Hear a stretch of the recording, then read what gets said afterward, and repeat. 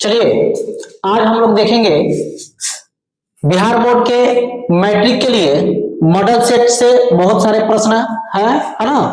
तो आज ऑब्जेक्टिव प्रश्न लेकर आए हैं हम आप लोग के लिए, जिसमें से ये पहला प्रश्न है हम लोग का। ये पहला प्रश्न है कि 2052 के अभाज्य गुणनखंडों में 3 का घात क्या है। ठीक है, 2052 के अभाज्य गुणनखंड में 3 का घात क्या है। तो सबसे पहला काम क्या होगा हमारा, तो 2052 जो भी दिया हुआ है यहाँ, इसका अभाज्य गुणनखंड तोड़ेंगे। अब कैसे तोड़ेंगे अभाज्य गुणनखंड, आप लोगों को पता होना चाहिए। तो आइए तोड़ के देखते हैं हम लोग। 2052 का अभाज्य गुणनखंड तोड़ते हैं हम लोग। ठीक है, तो चलिए यहाँ हम लोग तोड़ेंगे 2052 का अभाज्य गुणनखंड। ठीक है, 2052 का अभाज्य गुणनखंड तोड़ेंगे तो ऐसे तोड़ेंगे। ठीक है, सबसे पहले ये 2 से कटेगा तो 10 26 हो जाएगा। फिर 2 से कटेगा ये तो 513 हो जाएगा। फिर अब देखेंगे कि ये कितना से कट रहा है, तो ये कटेगा बाबू 3 से। अब हमें कैसे पता चलेगा कि 3 से कटेगा, तो ये विभाज्यता का नियम से पता चलता है कि 3 से कटेगा कि कितना से कटेगा। ठीक है, तो ये 3 से कटेगा तो आपको हो जाएगा 171। अब फिर ये 3 से कट सकता है, कैसे पता चला, तो फिर वही विभाज्यता के नियम से पता चला। 3 का विभाज्यता का नियम कहता है कि अंकों को जोड़ के देख लीजिए, अगर अंकों का जोड़फल 3 से कटने लायक है तो वह 3 से कट जाएगा, यानी कि 3 से फिर ये कटेगा तो कितना आ जाएगा, 5 3 15 7 3 21। फिर ये कटेगा 3 से, यानी कि 19 3 57। अब देखिए बाबू, इसको अगर सजा दे रहे हैं हम लोग तो कितना आ रहा है, 2 गुणे 2, फिर 3 गुणे 3 गुणे 3 और गुणे 19। ठीक है, तो 2 का घात कितना हो गया, 2, 3 का घात कितना हो गया, 3, और 19 का घात कितना हो गया, 1।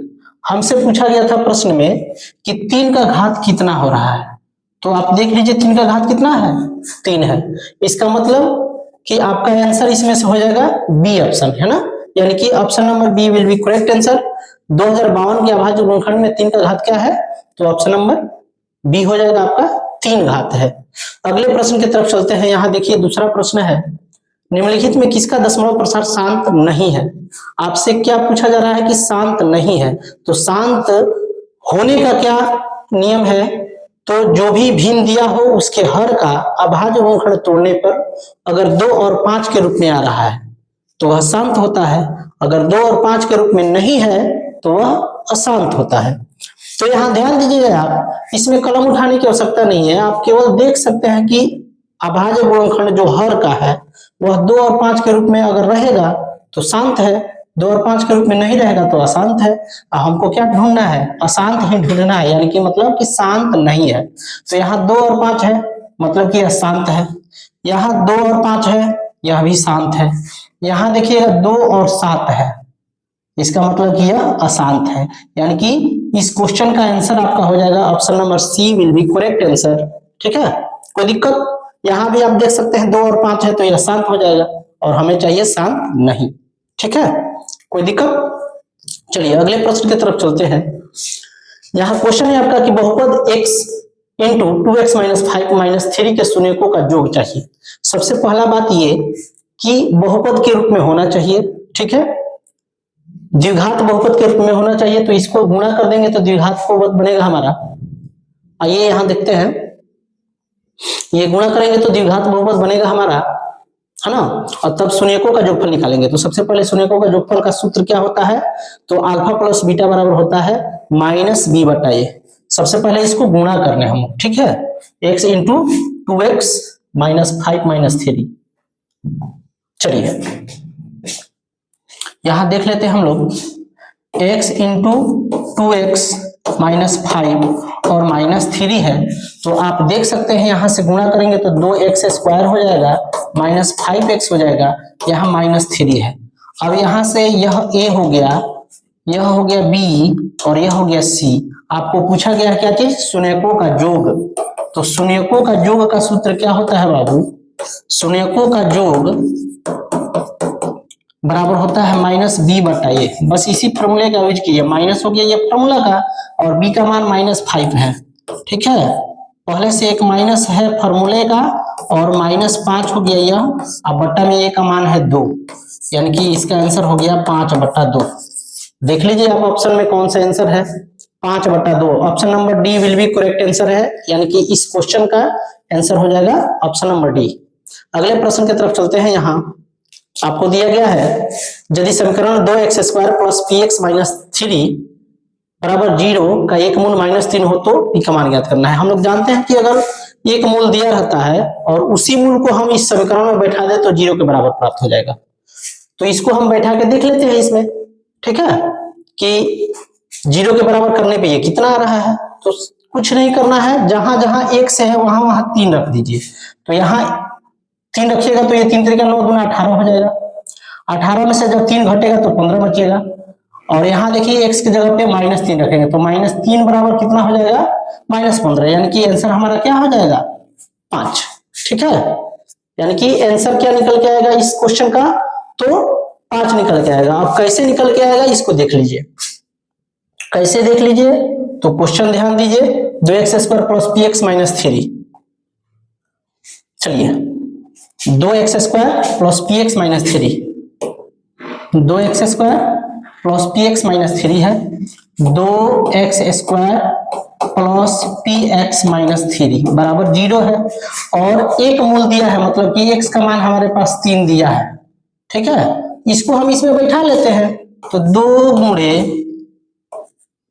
-3 the whole square plus -3 p गुणे -3 और फिर -3 बराबर 0। अब यहां से देख लीजिए, ये 3 3 9 9 दूना 18 plus minus minus 3p minus 3 equal to 0 हो जाएगा यहाँ से। अब क्या करेंगे, 18 में से 3 घटेगा 15 बचेगा, यानी कि -3p, और ये 15 जब इधर आएगा तो -15 हो जाएगा। दोनों तरफ से माइनस माइनस खत्म, p बराबर कितना हो जाएगा, p बराबर 3 5 15, यानी कि p बराबर 5। ठीक है, समझ में आ गया होगा आप लोगों को, यानी कि क्वेश्चन नंबर 4 का आंसर हो जाएगा option number C will be correct answer 5। अगला क्वेश्चन यहाँ देखिए, बहुत ही बढ़िया क्वेश्चन है कि यदि बहुपद ax² minus bx plus c के शून्यक अल्फा बीटा हो तो अल्फा इंटू बीटा का मान चाहिए। तो आपको पता होगा कि अल्फा इंटू बीटा का फॉर्मूला होता है c/a, होता है ना जी। तो c/a वाला फॉर्मूला लगा दीजिए। तो c क्या चीज है, यहाँ c है, a क्या चीज है, a है, तो यानी कि ये केवल फॉर्मूला था आपका, यानी कि option number C will be correct answer होगा इसका। आगे बढ़ते हैं, चलिए निम्नलिखित में से कौन समांतर श्रेणी में है। तो सबसे पहला बात ध्यान दीजिएगा आप, समांतर श्रेणी में होने के लिए दूसरे पद में से पहले पद को घटाया जाए और तीसरे पद में से दूसरे पद को घटाया जाए, मतलब कि सभी पदों के बीच का अंतर समान होना चाहिए। ठीक है, तो यहां से आप घटाकर देख सकते हैं, 7 में से 5 घटाएंगे तो 2 आएगा, और 2 में से 5 घटाएंगे तो 5 में से 2 घटाएंगे तो 3 आएगा। ठीक है, यानी कि यहाँ पे सार्वंतर बराबर नहीं है। ठीक है, यानी कि यह समांतर श्रेणी में नहीं है। अब थोड़ा सा ये भी ध्यान में रखिए कि अगर किसी संख्या का पावर हुआ हो तो भी वह समांतर श्रेणी में नहीं रहता है। तो यहाँ देखिए, इसका पावर यहाँ हुआ है तो यह समांतर श्रेणी में नहीं, मतलब कि 2 ऑप्शन हमारा निगलेक्ट हो गया। ठीक है, अब ये यहाँ पे 2 का स्क्वायर, 3 का स्क्वायर, 7 का स्क्वायर, यहाँ देखिएगा 2 का स्क्वायर 4 होता है, 3 का स्क्वायर 9 होता है। तो यहाँ अंतर करेंगे हम तो कितना हो जाएगा, 5 का अंतर आया, और यहाँ 49 और यहाँ 9, तो 40 का अंतर हो रहा है, मतलब सारा अंतर बराबर नहीं है, अतः यह भी ऑप्शन नहीं होगा। तो जब 3 ऑप्शन गलत हो गया तो चौथा ऑप्शन हमारा सही होगा। तो इसका जांच कर लेते हैं, 5 में से 3 गया 2 बचेगा और 3 में से 1 गया 2 बचेगा, मतलब कि इन दोनों का सार्वंतर समान है, अतः यह समांतर श्रेणी में है, यानी कि क्वेश्चन नंबर 6 का answer option number D will be correct answer. ठीक है, चलिए अगले क्वेश्चन की तरफ चलते हैं। यहां देखिए आपसे क्या पूछा गया है, 1 plus cot square theta into 1 minus cos square theta equal to क्या होगा। चलिए ये बहुत ही प्यारा क्वेश्चन है ये। ठीक है, इसका आंसर क्या होना चाहिए, आप लोग इसका आंसर लगाइए। 1 plus cot square 1 minus cos square, चलिए देखते हैं। यहां देखिएगा 1 plus cot square 1 minus cos square theta. ठीक है, 1 प्लस कॉट और 1 माइनस कॉस स्क्वायर थीटा। तो आइए हम लोग का क्वेश्चन था ये कि 1 plus cot square theta into 1 minus cos square theta equal to कितना होगा। तो सीधा सीधी बात है कि ये फॉर्मूला है बाबू, यह किसका फॉर्मूला है, तो कोसेक स्क्वायर थीटा का फॉर्मूला है।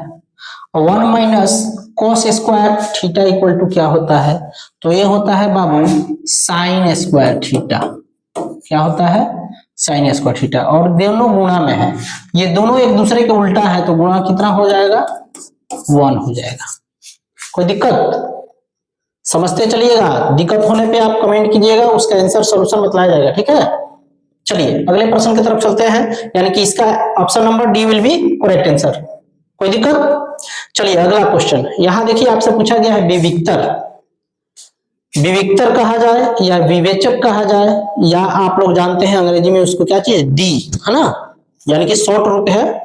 तो डी बराबर क्या होता है, B square minus 4ac, B का स्क्वायर कर दीजिए और माइनस कर दीजिए 4ac का गुणनफल, है ना। तो b का स्क्वायर जब आप कीजिएगा तो 4 चौका 16 हो जाएगा, ठीक है, और 4 पचे 20 गुना 40 को घटा दीजिएगा, है ना, यानी कि आपका आंसर हो जाएगा -24, ठीक है। इसको तो बनाने की आवश्यकता नहीं पड़ेगी ना, आप लोग बना लीजिएगा, यानी कि इस क्वेश्चन का आंसर -24 हो गया। मौखिक रूप से ही समझ लीजिए, आप फॉर्मूला पे बैठा के बना लीजिएगा, ठीक है। अगले प्रश्न की तरफ चलते हैं, यहाँ कह रहा है कि 2x² माइनस 4x प्लस 3 बराबर 0 के मूलों की प्रकृति क्या होगी। तो यहाँ देखिएगा आप, मूलों की प्रकृति किससे पता चलता है, तो जब हम लोग विवेचक का मान निकालते हैं, और विवेचक जब 0 के बराबर हो जाता है तो मूल वास्तविक और समान होते हैं, और विवेचक का मान जब 0 से बड़ा होता है तो मूल वास्तविक और असमान होते हैं, और विवेचक का मान जब 0 से छोटा आता है, मतलब कि माइनस में आता है, तो हम बोलते हैं क्या चीज, कि मूल अवास्तविक है, ठीक है।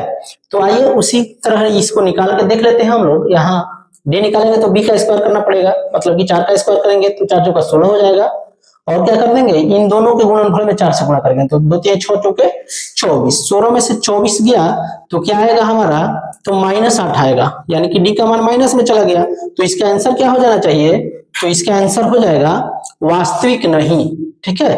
अवास्तविक नहीं लिखा गया है तो इसके बदले में लिख दिया गया है कि वास्तविक नहीं, यानी कि option number A will be correct answer. आगे बढ़ते हैं, 10 नंबर क्वेश्चन है हमारा, निम्नलिखित में कौन x² माइनस 3x प्लस 2 बराबर 0 का एक मूल है। अब आप जानते हैं कि एक मूल जब पूछा गया है तो आप क्या कीजिए कि बारी बारी से सबको यहां रख दीजिए x के जगह पे, ठीक है, और फिर क्या कीजिए कि देख लीजिए कि किसको रखने पे यह 0 के बराबर हो जा रहा है, ठीक है, तो उससे भी पता चल जाएगा, और नहीं तो एक उपाय है कि आप इसका गुणनखंड तोड़ के निकाल लीजिए, ठीक है। तो अगर यहाँ आप 0 रख रहे हैं तो ये 0 हो जाएगा, ये 0 हो जाएगा, तो 2 बच जाएगा, मतलब कि यह मूल नहीं है। अगर -2 रख रहे हैं तो 2 दूना 4 हो जाएगा, यह 4 2 6 हो जाएगा, ये माइनस माइनस प्लस 6 हो जाएगा, ठीक है। यह भी नहीं होगा, 1 रख रहे हैं अगर तो 1 का स्क्वायर 1, तो 2 और 1 3 हो जाएगा, और यहाँ माइनस माइनस प्लस, ये भी नहीं होगा, यानी कि 2 रखिएगा अगर तो यहाँ 2 दूना 4 हो जाएगा, 4 में 2 जुड़ेगा तो 6 हो जाएगा, यानी कि प्लस में 6 हो गया, और माइनस में यहाँ 3 दूना 6 हो जाएगा, 6 6 0 हो जाएगा, मतलब कि आपका आंसर हो गया D will be correct answer, ठीक है, यानी कि इसका आंसर हो जाएगा 2। कोई दिक्कत, चलिए आगे बढ़ते हैं।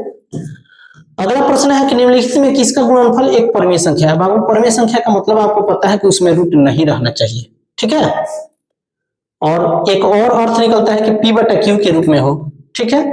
तो चलिए यहां से देखते हैं हम लोग, जब इसको गुणा करेंगे तो 5 3 15 होगा, रूट 15 हो जाएगा, तो रूट है तो परमीय संख्या नहीं है।